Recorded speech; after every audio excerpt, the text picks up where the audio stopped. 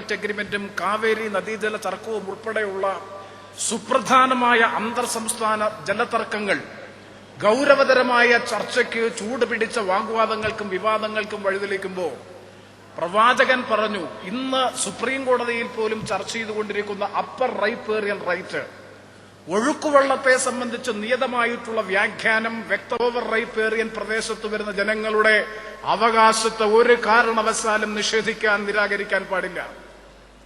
അവനവൻ ആവശ്യമായി കൃഷിക്കും കുടിവെള്ളത്തിനും, അതാണ് അടിസ്ഥാനപരമായിട്ടുള്ള ജീവിതാവശ്യങ്ങൾ.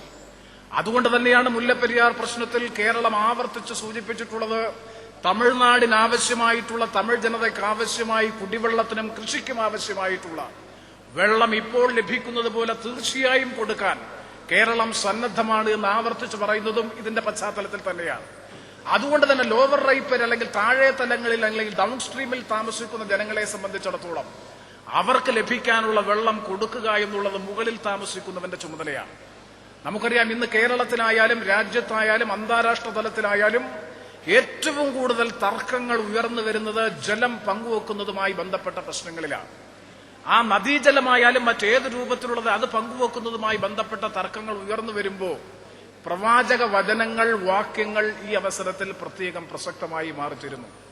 ഗുരുതരമായിട്ടുള്ള ഒരു തർക്കം പ്രവാചക ജീവിത കാലഘട്ടത്തിൽ തന്നെ ഉണ്ടായ സമയത്ത് വരമ്പ് കെട്ടി, മേളിലുള്ളവർ വരമ്പ് കെട്ടി വെള്ളം തടഞ്ഞു നിർത്തുമ്പോൾ താഴെയുള്ളവർക്ക് വെള്ളം കിട്ടാതെ വന്ന തർക്കത്തെ സംബന്ധിച്ചുള്ള പ്രശ്നം വന്നപ്പോഴും പ്രവാചകൻ പറഞ്ഞു, അവന്റെ വയലിന്റെ അല്ലെങ്കിൽ ഒഴുകിയെത്തുന്ന വെള്ളത്തെ വരമ്പ് കെട്ടി തടഞ്ഞു നിർത്തുമ്പോൾ അത് കൃഷിക്കും കുടിവെള്ളത്തിനും അടക്കമുള്ള അടിസ്ഥാനപരമായ ആവശ്യങ്ങൾക്ക് വെള്ളം വിനിയോഗിക്കാനുള്ള അവകാശം അവനുണ്ട്. ഇത് പറഞ്ഞപ്പോൾ അവിശ്വാസിയായിട്ടുള്ള മറ്റൊരാൾ പറഞ്ഞത്, അത് പ്രവാചകന്റെ അനുയായി ആയതുകൊണ്ട് അല്പം കൺസെഷൻ അല്ലെങ്കിൽ ആനുകൂല്യം കൊടുത്തതാണ്. അപ്പോഴാണ് പരിമിതമായിട്ടുള്ള കൃഷിക്ക്, കുടിവെള്ളത്തിന്, അടിസ്ഥാനപരമായിട്ടുള്ള ആവശ്യത്തിന് നനയ്ക്കാൻ, കാർഷിക പാടശേഖരങ്ങൾ നനയ്ക്കാനുള്ള വെള്ളം എടുത്തതിന് ശേഷം താഴെയുള്ളവന് വെള്ളം കൊടുക്കണമെന്ന് അസന്നിഗ്ധമായി പ്രവാചകൻ കൽപ്പിച്ചത് അത്തരമൊരു സാഹചര്യത്തിലാണ്. വെള്ളത്തിന്മേലുള്ള മനുഷ്യന്റെ അവകാശം സംരക്ഷിക്കാൻ, അത് തുല്യതാപൂർവമായിട്ടുള്ള അവകാശം സംരക്ഷിക്കാനുള്ള പ്രവർത്തനങ്ങൾക്ക് പ്രേരകമായി തീരുന്നതായിരിക്കും, പ്രചോദനമായി തീരുന്നതായിരിക്കും ഈ ശുദ്ധജല വിതരണ പദ്ധതി. മഹത്തായ മർക്കസ് പ്രസ്ഥാനത്തിന്റെ ആഭിമുഖ്യത്തിൽ നേതൃത്വത്തിൽ ആരംഭിക്കുന്ന ഈ ശുദ്ധജല വിതരണ പദ്ധതി എന്ന് ആത്മാർത്ഥമായി ഞാൻ വിശ്വസിക്കുന്നു. ഇത് പൊതുസമൂഹത്തിന്, ആകെയുള്ള പൊതുസമൂഹത്തിന് ഒരു വലിയ സന്ദേശം നൽകാൻ, വെള്ളത്തിന്മേലുള്ള മനുഷ്യന്റെ അവകാശം സ്ഥാപിച്ചെടുക്കാൻ, വെള്ളം ഒരിക്കലും വിലമതിക്കപ്പെടാൻ കഴിയാത്തതാണ് എന്ന് വ്യക്തമായി വിശുദ്ധ ഖുർആനിൽ അല്ലെങ്കിൽ വിശുദ്ധ വിശ്വാസത്തിൽ വ്യക്തമായി സൂചിപ്പിക്കുന്നു. ഒരിക്കലും വെള്ളം വിലയ്ക്ക് കൊടുക്കുകയോ വിലയ്ക്ക് വാങ്ങുകയോ ചെയ്യുന്നില്ല. വിൽക്കപ്പെടാനുള്ള ചരക്കല്ല വെള്ളം, അത് പ്രകൃതിദത്തമായിട്ടുള്ള മനുഷ്യൻ അവകാശപ്പെട്ട വിഭവമാണ്.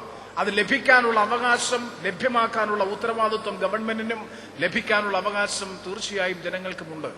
ആ നിലയിൽ ഈ ഒരു മഹത്തായ സന്ദേശം ജനങ്ങളിൽ എത്തിക്കുന്നതിനും, ഇത് കുടിവെള്ള ലഭ്യത ഇല്ലാത്ത പ്രദേശങ്ങളിൽ കുടിവെള്ളം എത്തിക്കുന്നതിനും വേണ്ടിയിട്ടുള്ള മഹത്തായ ഈ സംരംഭത്തെ ഹൃദ്യമായി അഭിനന്ദിച്ചുകൊണ്ട്, അനുമോദിച്ചുകൊണ്ട് ഈ പദ്ധതി വളരെ ഫലപ്രദമായി, കാര്യക്ഷമമായി, വിജയപ്രദമായി മാറിത്തീരാൻ കഴിയട്ടെ എന്ന് ആത്മാർത്ഥമായി ആഗ്രഹിച്ചുകൊണ്ട്, ആശംസിച്ചുകൊണ്ട്, ഇത്തരം നൂതനമായ ജനകീയ സംരംഭങ്ങളിലൂടെ കേരള സമൂഹത്തിന്റെ പ്രത്യേകമായ ശ്രദ്ധയാകർഷിക്കാനുള്ള അനിതര സാധാരണമായിട്ടുള്ള സംഘടനാ പാഠവും ആശയപരമായിട്ടുള്ള ചൈതന്യവും ഒക്കെ ഉയർത്തിപ്പിടിച്ച് മുന്നോട്ട് പോകുന്ന അഭിവന്ദനായ കാന്തപുരം AP അബൂബക്കർ മുസ്ലിയാർ അടക്കമുള്ള മർക്കസ് പ്രസ്ഥാനത്തിന്റെ സർവ്വ സംഘാടകർക്കും ബഹുമാന്യ സുഹൃത്തുക്കൾക്കും സഹോദരങ്ങൾക്കുമൊക്കെ ഹൃദ്യമായ അഭിവാദ്യം അർപ്പിച്ചുകൊണ്ട് ഈ ശുദ്ധജല വിതരണ പദ്ധതി 2011 ഔപചാരികമായ ഉദ്ഘാടനം നിറഞ്ഞ സന്തോഷത്തോടെ നിങ്ങളുടെ സാന്നിധ്യത്തിൽ നിർവഹിച്ചതായി പ്രഖ്യാപിച്ചുകൊണ്ട് ഞാൻ വാക്കുകൾ അവസാനിപ്പിക്കുന്നു. നന്ദി, നമസ്കാരം. ഒരു ദിവസം ഒരു നേരം പോലും ഭക്ഷണം കഴിക്കാൻ വകയില്ലാതെ, തൊഴിലില്ലാതെ, വരുമാനമില്ലാതെ കഴിയുന്ന ആളുകൾ നമ്മുടെ നാട്ടിൽ 80%. ഒരു ദേശീയ വികാരം മനുഷ്യനിൽ വളർത്തിക്കൊണ്ടുവരാനും ദേശീയമായ അപകടങ്ങളെ തരണം ചെയ്യുന്നതിനും ഒരു ജനാധിപത്യ മതേതരത്വ രാജ്യം എന്ന നിലയിലുള്ള കടമകൾ നമുക്ക് എല്ലാവർക്കും ഏറ്റെടുക്കേണ്ടതുണ്ട്. അതിന്റെ തുറന്ന ചർച്ചകൾ, അതിന്റെ അടിസ്ഥാനത്തിൽ ചില സമവായങ്ങൾ, അതിന്റെ അടിസ്ഥാനത്തിൽ ചില നിലപാടുകൾ തുടർന്നും ഉണ്ടാവേണ്ടതുണ്ട്. അത്തരമൊരു വിഷയം ഇതുപോലുള്ളൊരു മഹാസമ്മേളനത്തിൽ ചർച്ചയ്ക്ക് അവതരിപ്പിച്ചതു എന്നത് ഇതിന്റെ സംഘാടകരെ ഞാൻ അഭിവാദ്യം ചെയ്യുന്നു.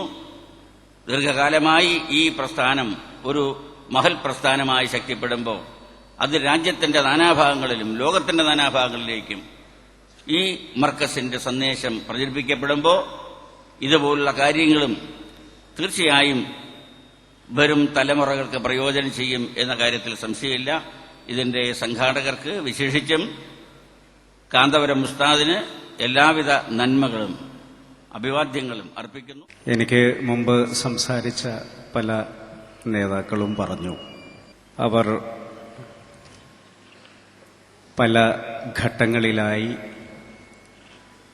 മർക്കസുമായി ബന്ധപ്പെട്ട് നിൽക്കുന്നവരും നിരന്തരം ഇവിടെ സന്ദർശിക്കുന്നവരുമാണ്. എന്നാൽ ഞാൻ ആദ്യമായിട്ടാണ് മർക്കസ് സഖാഫത്ത് പ്രവേശിക്കുന്നത്. ആ പ്രവേശനത്തിൽ മനസ്സ് നിറഞ്ഞിട്ടാണ് ഞാൻ നിങ്ങളുടെ മുന്നിൽ നിൽക്കുന്നത്.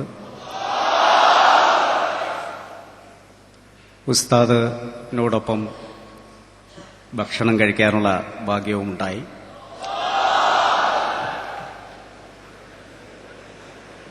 ഏതായാലും ഇന്ത്യയിലെ തന്നെ ഇസ്ലാമിക പ്രവർത്തനങ്ങൾക്ക് ഊന്നൽ നൽകിക്കൊണ്ട് എന്നാൽ മതേതരത്വത്തിലും ജനാധിപത്യത്തിലും ഉറച്ചു നിന്ന് ഭീകരവാദ, തീവ്രവാദ, വർഗീയ വിരുദ്ധ മനോഭാവമെടുത്തുകൊണ്ട് മുന്നോട്ടു പോകുന്ന മുൻനിര ക്യാമ്പസുകളിൽ ഒന്നാണ് മർക്കസു സഖാഫത്തു സുന്നിയ എന്ന് പറയാൻ ഞാൻ ആഗ്രഹിക്കുകയാണ്. അതുകൊണ്ട് തന്നെയാണ് രാജ്യസുരക്ഷയുമായി ബന്ധപ്പെട്ടിട്ടുള്ള ഒരു വിഷയം ചർച്ച ചെയ്യാനുള്ള ആർജവം നിങ്ങൾക്കുണ്ടായത്. ഒട്ടേറെ വികസന പ്രവർത്തനങ്ങളുമായി മുന്നോട്ടു പോകുന്ന മർക്കസിന്റെ സമ്മേളനത്തിൽ വളരെയധികം സന്തോഷത്തോടുകൂടി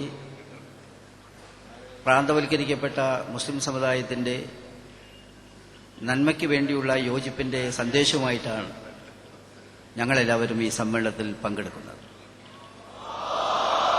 ആ വിധത്തിൽ തുല്യദുഃഖിതരോ പ്രയാസപ്പെടുന്നവരോ അവകാശങ്ങൾ നിഷേധിക്കപ്പെട്ടവരായ ജനങ്ങളുടെ ഒത്തൊരുമിപ്പിന്റെ ഏറ്റവും പ്രസക്തമായ സന്ദേശം ഉൾക്കൊണ്ടുള്ള ഒരു കാലഘട്ടമാണിത് എന്ന കാര്യത്തിൽ സംശയമില്ല. അങ്ങനെയുള്ള ഒരു അവസ്ഥാവിശേഷം നമ്മുടെ നാട്ടിൽ സംജാതമാകട്ടെ എന്ന് ഞാൻ പ്രാർത്ഥിക്കുകയും ചെയ്യുകയാണ്. ഈ സമ്മേളനത്തിൽ ദീർഘമായി ഒരു പ്രസംഗം ചെയ്യുന്നതിൽ എല്ലാവരും സംസാരിച്ച് മറ്റ് സമ്മേളനങ്ങളിലേക്ക് പോകാനുള്ളതാണ്. രാജ്യത്തിന്റെ സുരക്ഷയെ സംബന്ധിച്ച് ഏറ്റവും അധികം ഊന്നി പറഞ്ഞ ഒരു പ്രത്യയശാസ്ത്രമാണ് ഇസ്ലാം. പിറന്ന നാടിനോടുള്ള കൂറും ആ നാടിന്റെ ഭദ്രതയെ സംബന്ധിച്ചുള്ള ഉത്തരവാദിത്വമൊക്കെ തന്നെ ഒരു സത്യവിശ്വാസിയുടെ വിശ്വാസത്തിന്റെ ഭാഗമാണ്. അതുകൊണ്ട് തന്നെ ഇതുപോലുള്ള സമ്മേളനത്തിൽ സജീവമായി ചർച്ച ചെയ്യേണ്ട ഒരു കാര്യമാണ് ദേശസുരക്ഷ എന്ന് പറയുന്നത്. ഇതിന്റെ വളർച്ച ദിവസേന എന്ന് പറഞ്ഞാൽ പോരാ, ഓരോ നിമിഷവും വളർന്നുകൊണ്ടിരിക്കുന്നൊരു പ്രസ്ഥാനമാണ് AP ഉസ്താദിന്റെ പ്രസ്ഥാനം എന്ന് പറയുന്നതിൽ എനിക്ക് സന്തോഷമുണ്ട്. ഞാൻ ഇവിടെ ഇരുന്നു കൊണ്ട് ഇബ്രാഹിം മാഷോടും ഉസ്താദിനോടും ഒരു കാര്യം പറഞ്ഞു. ഉസ്താദ് രാഷ്ട്രീയത്തിൽ വരാത്തത് ഞങ്ങളെയൊക്കെ ഭാഗ്യം എന്ന് ഞാൻ പറഞ്ഞു. ഇതുപോലുള്ള സംഘടനാ കഴിവൊക്കെ ഉണ്ടെങ്കിൽ അദ്ദേഹം ശ്രീ കരുണാകരനെ കുറിച്ച് പറഞ്ഞു, അതിന്റെ ജ്യേഷ്ഠനാകുമായിരുന്നു ഉസ്താദ് എന്ന കാര്യത്തിൽ എനിക്ക് യാതൊരു സംശയവുമില്ല. ഏതായാലും ഞാൻ അതുകൊണ്ട് ആ കാര്യത്തെക്കുറിച്ച് കൂടുതലൊന്നും പറയുന്നില്ല. ഇവിടെ ഇന്ന് അവതരിപ്പിക്കുന്ന സബ്ജക്റ്റ് നാഷണൽ സെക്യൂരിറ്റി കോൺഫറൻസ് എന്നാണ് ഈ കോൺഫറൻസിനെ പറയുന്നത്. ദേശ സുരക്ഷാ സമ്മേളനം, ദേശസുരക്ഷയെ സംബന്ധിച്ചിടത്തോളം വളരെ വളരെ പ്രധാനമുള്ള കാര്യമാണ്. കാന്തപുരം AP അബൂബക്കർ മുസ്ലിയാർ രചിച്ച മൈൻഡ് ഓഫ് ഇസ്ലാം എന്ന കൃതി മാലിദ്വീപ് അംബാസിഡർ ഉസ്മാൻ ടാൻറ്റിയ MP വീരേന്ദ്രകുമാറിന് നൽകി പ്രകാശനം ചെയ്തു. ഉസ്താദിന്റെ ജീവിതം ഈ ഒരു ചെറിയ പുസ്തകത്തിൽ, അല്ലെങ്കിൽ അത് അനുഭവങ്ങൾ ഒരു പുസ്തകത്തിലെ ചെറിയ പുസ്തകത്തിൽ മാത്രം ഒതുങ്ങില്ല എന്ന് എല്ലാവർക്കും അറിയാം. പക്ഷെ ഇത് ഒരു വിരൽ ചൂണ്ടലാണ്. ദേശസുരക്ഷ മാത്രമല്ല മർക്കസിലുള്ളത്, എല്ലാ ആളുകളുടെയും സുരക്ഷ മർക്കസിലാണെന്ന് മനസ്സിലാക്കുന്ന തരത്തിലാണ് ഇവിടെ ഈ സമ്മേളനം നടന്നത്. ഒരു പക്ഷേ ചരിത്രത്തിന്റെ തങ്കലിപിയിൽ നമ്മളൊക്കെ മരിച്ചു കഴിഞ്ഞതിന് ശേഷം ഇവിടെ വരുന്ന മർക്കസിന്റെ ആളുകൾ ഇത് എഴുതി വെക്കും എന്ന കാര്യത്തിൽ ഒരു സംശയവുമില്ല. മർക്കസുമായി വ്യക്തിപരമായി ഏറെ അടുപ്പം സൂക്ഷിക്കുന്ന ഒരാളാണെങ്കിലും സംഘടനാപരമായി ഒരകൽച്ചയുള്ളതിൽ ഏറെ പ്രയാസം ഉള്ളിൽ കൊണ്ട് നടക്കുന്ന ഒരു വ്യക്തിയായിരുന്നു ഞാൻ. എന്നാൽ ആ അകൽച്ചയും ഈ സമ്മേളനത്തോടു കൂടി കുറഞ്ഞു വരുന്നു എന്ന് കാണുന്നതിൽ അതിയായ സന്തോഷമുണ്ട്. ചുരുങ്ങിയ വാക്കുകളിൽ ഞാൻ അവസാനിപ്പിക്കുകയാണ്. നമ്മുടെ രാജ്യം ഒരു ബഹുസ്വര സമൂഹമാണ്. വിവിധ മതങ്ങൾക്ക് ജന്മം നൽകിയ ഒരു രാജ്യത്താണ് നാം ജീവിക്കുന്നത്. ദേശസുരക്ഷയെ സംബന്ധിച്ച് സംസാരിക്കുമ്പോൾ രാജ്യത്തെ സൈന്യം വിചാരിച്ചാൽ മാത്രം, രാജ്യത്തെ ഉദ്യോഗസ്ഥർ വിചാരിച്ചാൽ മാത്രം നമ്മുടെ ദേശസുരക്ഷ ദീർഘകാലം നിലനിർത്താൻ സാധ്യമല്ല എന്നുള്ളത് ഒരു യാഥാർത്ഥ്യമാണ്. രാജ്യത്തെ മുഴുവൻ ജനവിഭാഗങ്ങളും, മതമുള്ളവരും മതമില്ലാത്തവരുമായ മുഴുവൻ ജനവിഭാഗവും രാജ്യത്തിന്റെ സുരക്ഷയ്ക്ക് വേണ്ടി പ്രവർത്തിച്ചാൽ മാത്രമേ ദേശസുരക്ഷ യാഥാർത്ഥ്യമാവുകയുള്ളൂ എന്നുള്ളത് ഒരു സത്യമാണ്. ഇവിടെ വന്നാൽ ചുരുങ്ങിയാൽ ഒരു വർഷത്തെ ഊർജം എനിക്ക് കിട്ടും. അങ്ങനെയുണ്ടല്ലോ. അത് വേറെ ഒന്നുകൊണ്ടല്ല, നമ്മളൊക്കെ അത്രമാത്രം മാനസികമായി ഐക്യദാർഢ്യം നമുക്ക് തമ്മിലുണ്ട് എന്നുള്ളതുകൊണ്ടാണ്. ഇവിടെ ചർച്ച ചെയ്യുന്നത് ദേശീയ സുരക്ഷയെക്കുറിച്ചാണ്, രാഷ്ട്രത്തിന്റെ സുരക്ഷയെക്കുറിച്ചാണ്, നമ്മുടെ സുരക്ഷയെക്കുറിച്ചാണ്. ഇവിടെ നമ്മളുടെ ഭരണഘടന അനുസരിച്ച്, നിലവിലുള്ള നിയമം അനുസരിച്ച് ഏത് കുറ്റം ചെയ്താലും ആ കുറ്റം ചെയ്ത ആളെയാണ് ശിക്ഷിക്കേണ്ടതും കുറ്റപ്പെടുത്തേണ്ടതും. അല്ലാതെ അവർ ഏത് മതവിശ്വാസിയാണ്, ഏത് വിഭാഗത്തിൽപ്പെട്ട ആളെന്ന് നോക്കിയിട്ടല്ല. ഇവിടെ ഭീകരപ്രവർത്തനം നടത്തുന്ന ആളുകളുണ്ട്. ആ ഭീകരപ്രവർത്തനം നടത്തുന്നവർക്ക് മതം ഉണ്ടാവാം. ഭീകരപ്രവർത്തനത്തെ എതിർക്കുമ്പോൾ അവരുടെ മതത്തെ കൂടി കുഴക്കേണ്ടതില്ല. ഇന്ത്യയിൽ മാത്രമല്ല, ലോകത്തിലെ വിവിധ ഭാഗങ്ങളിൽ അക്രമ സംഭവങ്ങൾ നടക്കുന്നുണ്ട്. ഞാൻ മുമ്പ് സംസാരിച്ച ആരുടെ പാകിസ്ഥാനെ കുറിച്ച് പറഞ്ഞു. പാകിസ്ഥാൻ ഇസ്ലാമിക രാഷ്ട്രമാണ്. ഇസ്ലാം തീവ്രവാദം എന്നൊരു വാക്കുണ്ടെങ്കിൽ ആ ഇസ്ലാം തീവ്രവാദികൾ ഇസ്ലാമാബാദിലുണ്ടാവാൻ പാടില്ല. അവർ കൊല്ലേണ്ടത് ഒരു ഇസ്ലാം മത വിശ്വാസിയല്ല. റിയാഖത്ത് അലി ഖാൻ കൊല്ലപ്പെട്ടിട്ടുണ്ട്, ബേനസീർ ഭൂട്ട കൊല്ലപ്പെട്ടിട്ടുണ്ട്. ഈയിടെയായി കുറെ പള്ളികളിൽ ആക്രമണങ്ങൾ നടന്നിട്ടുണ്ട്. അവരൊക്കെ ഇസ്ലാം മത വിശ്വാസികളാണ്. മതത്തെ കുറ്റപ്പെടുത്താൻ പറ്റുമോ? മഹാത്മജിയെ കൊന്നത് ഒരു സനാതന ഹിന്ദു തന്നെയാണ്. അതുകൊണ്ട് ഒരുപക്ഷെ ഇന്ത്യയിലെ ഏറ്റവും വലിയ മതേതരവാദിയായിട്ടുള്ള ഹിന്ദു എന്ന് പറയുന്ന ഹൈന്ദവ സമൂഹത്തിലെ മഹാത്മജിയെ കൊന്നത് ഗോഡ്സെ ആയതുകൊണ്ട് ഹൈന്ദവ മതത്തിലുള്ള ആളുകൾ തീവ്രവാദികളാണോ?